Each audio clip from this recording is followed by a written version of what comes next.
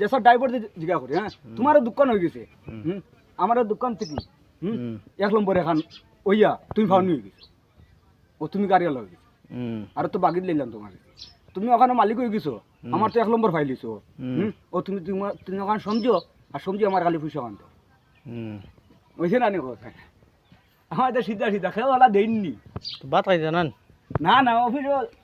যারা গিয়া খাইতে গিয়া আমার ডাকরা বেকার আর গাড়ি ঘুরাই আর বন করিয়া চলো খাই যাইতে ও যাও যাও